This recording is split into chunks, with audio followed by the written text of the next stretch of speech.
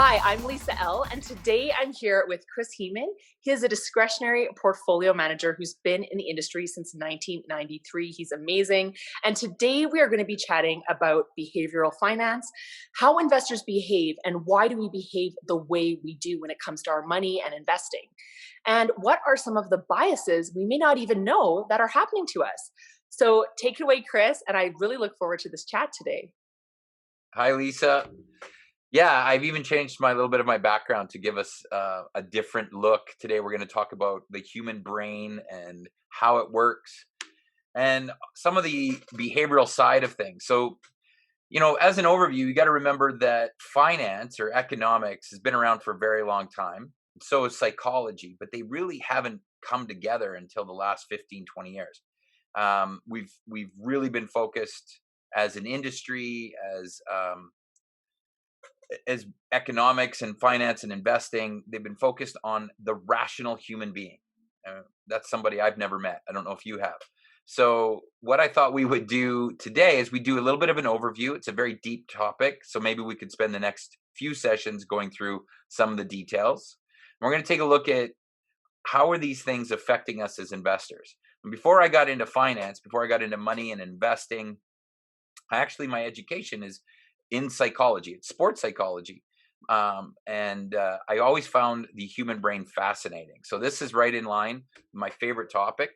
I thought we'd start off with going back to the beginning of why is it so important to understand how we behave and what happens. We're going to share my screen here, put up a little picture. So here's what you've got as part of investors in depending on market, where things are in the market, how we behave, kind of gives us this idea of what can happen to us depending on our environment and what we're looking at, right? So you've got this top of markets where we're very euphoric. It's very exciting as markets continue to go up.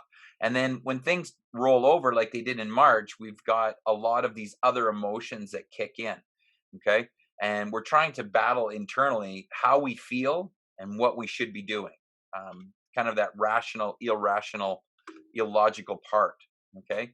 So how the brain works is kind of cool. We weren't built to make these consumer decisions. We weren't really built to make investment decisions.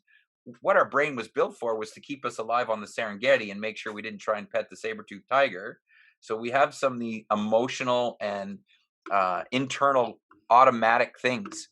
We have a part of our brain called the limbic system that makes sure that we are safe and we have these emotions that kick in.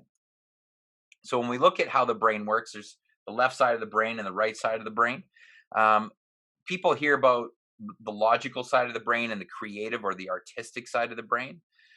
There's a lot of truth to that. There's a lot of things on the left side of the brain that handles the logical side, the numbers, the language, how we use logic, how we analyze, things like that. Different parts, the front of your brain to the back of your brain. And then on the right side of the brain, we have that artistic side where it's all about color and images and sounds, creativity. It's where we daydream. It's where we find dimensions, how we can look at 3D, three-dimensional. Okay. These things don't necessarily work well together when you get into investing. Trying to be rational, we have what's called cognitive biases, things that appear and things where our brain is going to do something we might not even be aware of. I thought we'd go through a few of those today. Okay. Now, there are 4 areas that we tend to get caught up in, or we can organize, I guess, how we are influenced. Different areas. There's self-deception. That's when we think that we know more than we do. Like we convince ourselves of things. And there's social influence. And that's when we follow the herd or things around us. Marketing and commercial companies like Coca-Cola, they know how to use these social influences to their advantage. And we end up following their lead, right? We can be very well marketed to. We also have the emotional side, the emotional area, where we can make bad decisions based on emotion. I'm always telling clients that what happens is we make an emotional decision always. Decisions are emotionally based. We then rationalize those decisions afterwards. And so what we try to do is learn how to maybe manage those emotions um, earlier on. And then there's this thing called heuristic simplification. Now, heuristic's a big fancy word in psychology. Basically, it's just a decision making process. So we can heuristic simplification is when we have information processing errors, when we actually don't process the information correctly. We think we are, but we might get tricked, right? Like a an illusion, right? Like an optical illusion. There can be cognitive illusions. Make sense so far? Yes, for sure. Okay. So what I'm going to show is how we can break down these behavioral biases. Okay. So we have these things: self deception, emotional response, framing, and heuristics. And then outside on the circle here, there's all these different types of biases that can creep in. Okay. Mm. And they're kind of fun. There's lots of them. It's not like there's just one or two. Over the next few sessions, we'll probably talk about more of them in detail and give real examples of what's happening in markets today. Okay. I'm just going to steal with a few of my favorites to start with, but essentially, what behavioral finance is about is understanding how the brain makes decisions and then applying that to making good investment decisions and understanding the investment landscape or the economic landscape without getting too caught up in these little nuances that our brains do to us. Okay. So, everybody has these, even I do. There are ways to overcome, right? There are two major ways to be better at things. The most natural way to respond to decision making is what's called reflexive. Reflexive decision making is when that's your gut feeling. It's how you feel. It's quick. Processing information is quick. Um, it's our default option being reflexive. Okay. So really great example of being reflexive, and a simple one is that whole statement that you should never go shopping at the grocery store on an empty stomach. Okay. It's going to influence your decisions. And that's a reflexive decision process. Reflexive. The other way to do it is reflective. Okay. And that's where it's actually more effort involved because you have to slow your brain down, your decision making down. You have to pause decision making. You want to make sure that you are using facts and logic, sort of like the pros and cons list that some people do, right? Some people are natural at this where they write down all the pros and cons to making a decision. Am I going to buy that new car? Am I going to buy that new house? Right? What are the things that we're doing? Being reflective is provides effort. Being reflexive is effortless. Make sense?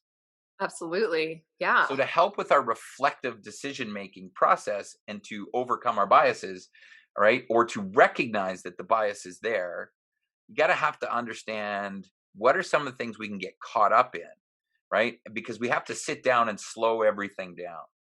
Okay. There's a test that we give all our clients when we go on board that we use that basically helps us discover their natural tendencies and natural behavior. And it organizes people into these categories based on: are you a fast thinker or a slow thinker? Are you a results oriented person or are you a relationship oriented person? And based on where you come out, you have some natural tendencies and biases. And we identify those right away at the beginning so that we can help people understand: here's your strength.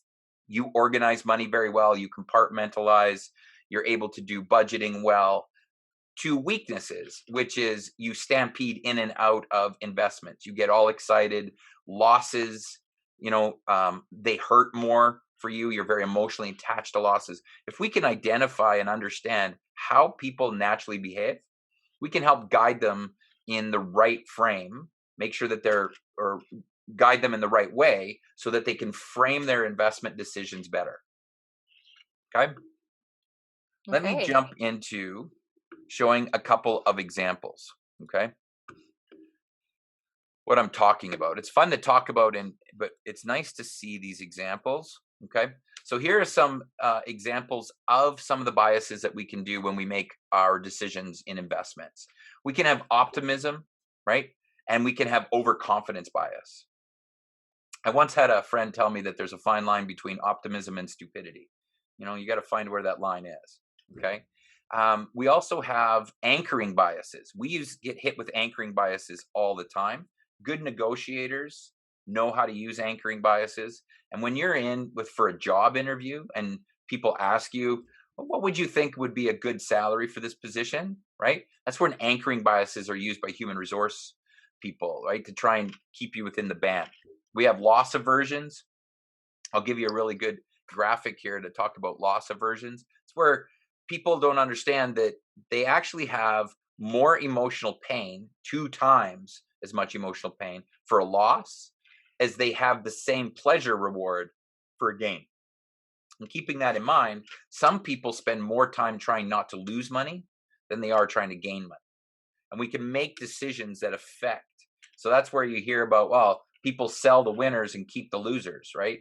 Things that aren't doing well, some people get rid of too quick, and some people hang on to their winners, and some people do the reverse. It depends on who you are and how you're affected. Everybody's brain is different. There's herd mentality, which is following the crowd. Okay. That's a big one, right? That's a hard thing to do. There's a famous psychological experiment that I loved when I was in school that they had somebody stand on the street, just stand there and stare up. And it only took 15 minutes before somebody else stopped and started to stare up. Now, nobody asked any questions and a crowd started to gather, right? We feel that if we're not included, right, we feel outside, we start to make some incredible decisions and do some really bizarre behaviors. Okay. So the herd mentality thing can be tough to beat because when you see other people doing something and it looks like you want to belong, you want to do that too. And in investing, herd mentality can lead you into things that get a lot of news. So we've heard about the Brayexes and the Nortels. We've heard about the WorldComs and the Enrons, right? It can be hard for investors to give up or to dig deep, and you get caught in these biases. The brain is telling you, no, no, no, this is what you want to do. It makes you feel good. There's the Right. This is recency. why everybody buys Apple, right? That's right. One of the reasons why everybody buys Apple. That's right. There's These things aren't in isolation. Like we can have a lot of fun over the next couple of weeks. I'll give you real life examples of things that have happened in the last 60, 90 days, and you can find the biases in a lot of things. There's recency biases. We have a tendency to put more weight on recent information than we do on old information. Okay. There's a great Mark Twain quote. I think it's Mark Twain, where he talked about if you don't learn from history, you're doomed to repeat it. There's all sorts of different versions of that out there. Okay. But essentially, some people can't learn enough in the most recent time frame to actually make a really good decision. You have to incorporate long-term information. Okay. That can happen very easily in investing as well. And then we get into the choice paralysis. And these are just some of the ones that affect us in investing, right? There's like 20 to 30 different cognitive biases our brains do, cognitive behavior that can affect us, but the most dominant ones that show up in investing are some of these. Okay. Okay. Here's a great example of anchoring bias, just for fun. Give you a Okay. So, person asks you a question: did Mahatma Gandhi die before or after the age of 9 years of old? 9 years old. And the other way to change the framing of that is to ask that same question: did Mahatma Gandhi die before or after the age of 140 years? Okay. That Okay. 9 and 140 years is your anchor. The way you frame and look at things, how old was Mahatma Gandhi when he died? When you ask these people to estimate when he died, the mean estimate, which is the average, was 50 years of age when you ask it using after the age of 9 years of age, 9 years old. But when you change that to 140 and you ask how old was Mahatma Gandhi when he died, the mean average, the mean estimate goes up to 67. Okay, so Okay. there's like a group of people they asked that to, and that's what number they came up with That's on right. average. Okay. That's right. So when we take a group of people and we say, what is the age at which Mahatma Gandhi died? Was it after age 9, before or after age 9? And at what age did he die? Okay. The Right. average response is around 50. We use the 9. Our brain automatically pulls our number down. Okay. So we do this when we go shopping. Do you buy wine, Lisa? I do. I do Do buy you? one. Right. So when you go into the wine store, things are set up to anchor you. Okay. So they will put on special a high price wine, and they will put on special a low price wine. Right. And your brain will figure out you're getting a better deal on the low price wine or the high price wine. You have a tendency to get pulled in one direction or the other. Marketers use this all the time. Okay. They set an anchor in your brain, and then that's where your brain works from as far as trying to make a decision. Does that make sense? For sure. Yeah. That's why in this case, when you say, how old was Mahatma Gandhi when he died? Was he under the age of 140 or right? Well, everybody goes, well, of course he died before the age of 140.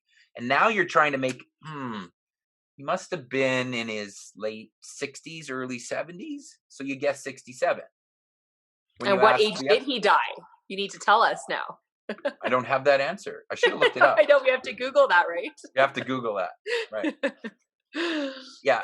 So that's a great example of anchoring. And we do that because we do that with pricing in the investment market, right? Yeah. What's cheap? If it was cheap last week and it's more expensive today versus if it was cheap 2 years ago and it's cheaper today, those kind of things, we anchor the price in our brain. We have to learn how to get around that. Okay. So that's one example of anchoring. Here's a fun example to go through for what's called recency bias. And we all run into this as well. Okay. So on the left, we've got this graphic that says this is the average snowfall in January in Park City, Utah. Okay. And here next to it is in 2014, what's the snowfall in January. Okay. So Okay. it's lower than the average. So the recency bias is you're asking yourself, why did I buy the 4-wheel drive car? Okay. Because when you're experiencing that lower snowfall, you're using that most recent information to process all decisions around it going forward. Okay. And we Right. don't get the information of, hey, the average snowfall, right? Or the average temperature, right? So that, we live in Calgary and everybody says Calgary has the sunniest days in North America. It's not the warmest days, right? But we have the sunniest days. Okay. Right. And then you hear people talk about in the recent time frame how terrible the weather is, right? Right. But we actually have the most sunny days, right? And it's one of those things. If you look at the actual facts, they're not in front of you at the time. The actual fact is the snowfall on average is a certain amount, and it requires 4-wheel drive. It's probably a good purchase. But recently, okay, you have this. Now, this is the great example for me. I just finished playing baseball with my son. We had the most wonderful fall season. It was fantastic. If you talk to a farmer, how often do they have a complete harvest season without being rained out? Right? Right. Like it was the most beautiful fall. Yes. Last year and the year before, we had typical falls. Okay. They were cold. We got rained out, snowed out. We had games that were delayed, games that were canceled. This year, we played every single game. Do you know how many people want to sign up for fall ball? That's all we talked about. Everybody can't wait to play fall ball again. And I'm like, well, you're taking that recent experience and you're projecting it. Okay.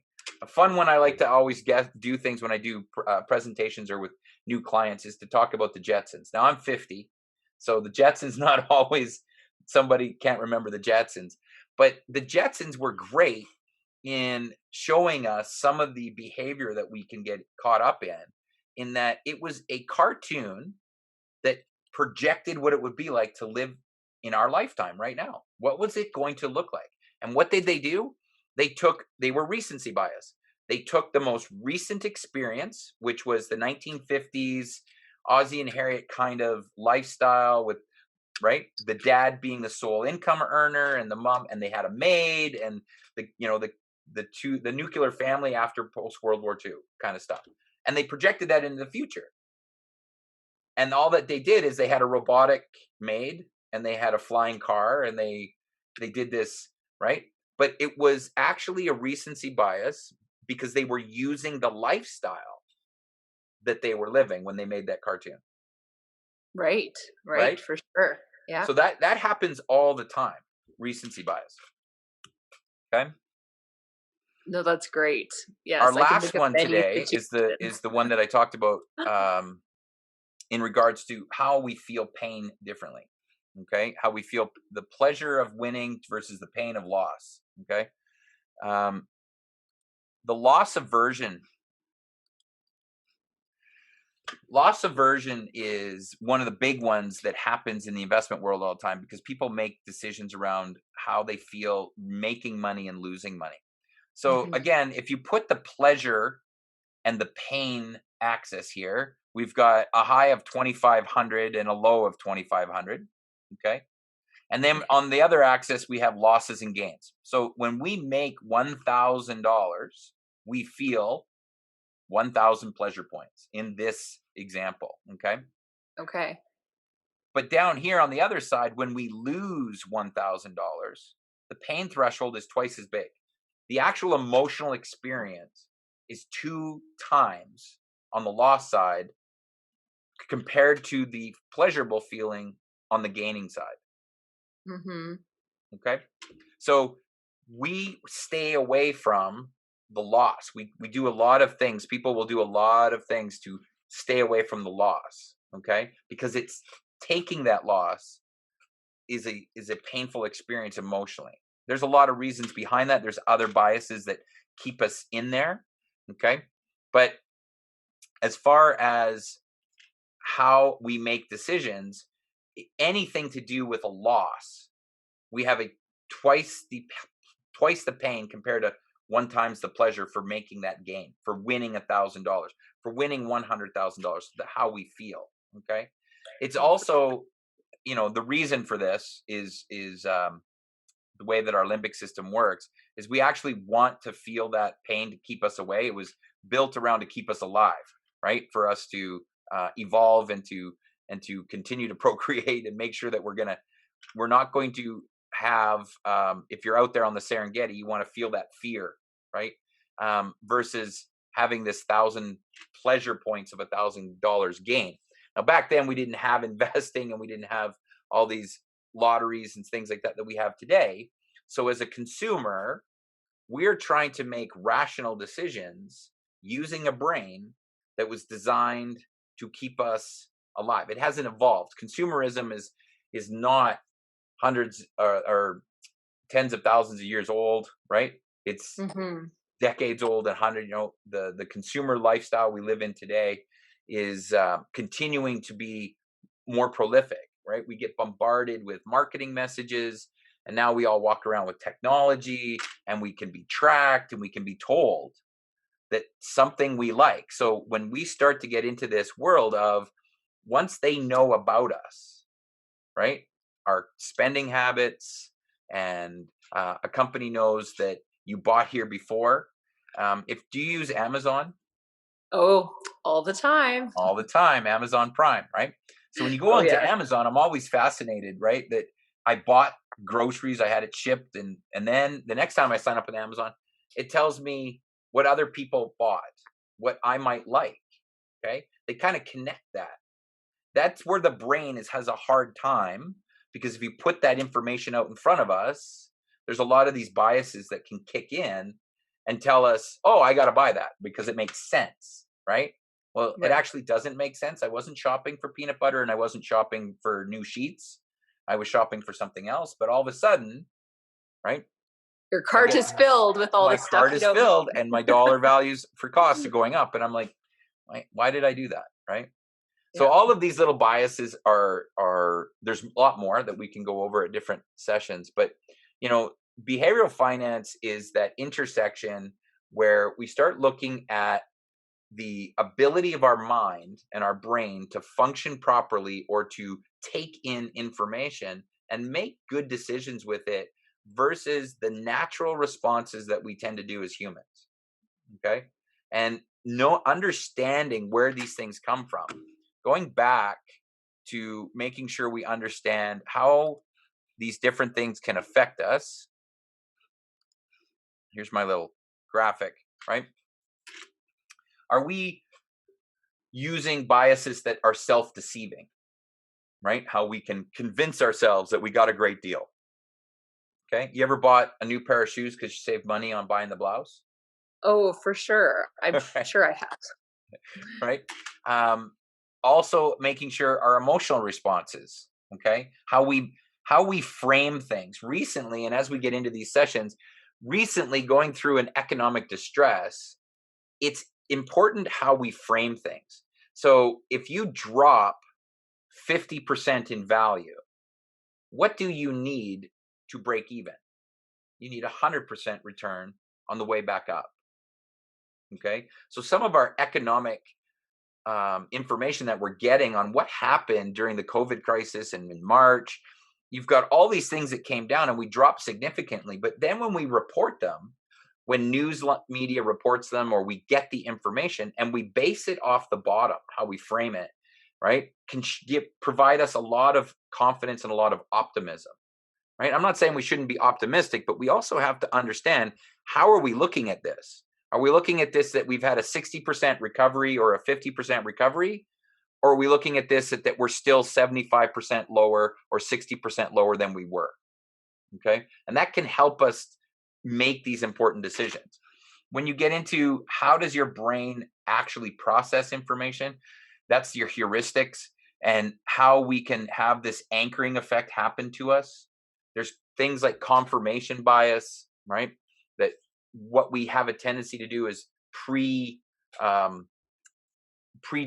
We already have an idea, and what we tend to do is go out and search so that we can confirm that decision, right? We tend Right. to not see the information that is counter to us and conflicting to that decision. We find the information that backs up our decision. Absolutely. Yeah. I joke and say, well, if you look up flat Earth, they suddenly hit the top 5 pages of Google. Like, people are, if you have to search for a while to find the information that confirms your bias, that might mean that the information that or the decision you're making is probably not a great one, right? Right. So that's about it for today, to talk about some of these behavioral things. And I think that as we explore some of these in more depth, we'll have a little more fun about how our brains are working and coming back to what happens in investing at different times of the cycle that can put these biases right out in front, right? If you go back to that chart or that picture I shared at the very beginning, the investment cycle of euphoric to depression, going up and going down, all of these can exaggerate some of these biases depending on where you are in that cycle. Yeah. No, that's so amazing. I love this chart. I know this chart's been around for a long time and we've used it lots in the industry, but I think nowadays, and we've got all these new investors and younger people coming up that I know haven't seen this, so it's so important. I also want to just throw a plug out. If you're a client of Chris or myself and you want to do the behavioral finance quiz, we're happy to send it to you. I have an email at the end of this video that you can email us, contact us, and we're happy to send out that questionnaire for you. It's great feedback and it really will help you. It helps your advisor, us, as we work with you. So I would definitely recommend doing that quiz. It's great fun.